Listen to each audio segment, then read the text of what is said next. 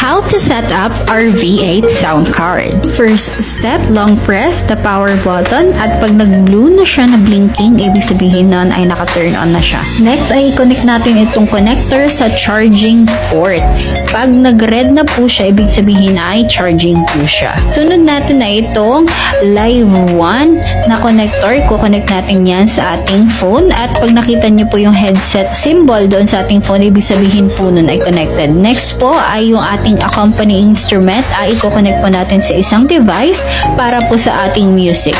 Sunod po natin ay i-install po natin itong ating microphone. Ayan, napaka-aesthetic. Dito po natin yung isasaksak sa condenser microphone. And pwede na tayong mag-live sa TikTok. I-adjust lang po natin yung mga buttons dyan, mga switches dyan sa ating V8 sound card. At huwag po natin kalilimutan itong ating earphones. Ano kung earphones at headset naman pong headset. And ito naman po ang ating microphone holder. Napakadali lang naman po itong install, and adjustable siya. Depende sa iyong magiging setup. And itong isang kasama naman na ay nilalagay sa tapat ng ating microphone for noise cancellation. Ayan, comment part 2 para naman sa sound effects. Click the yellow basket at mag-check out na.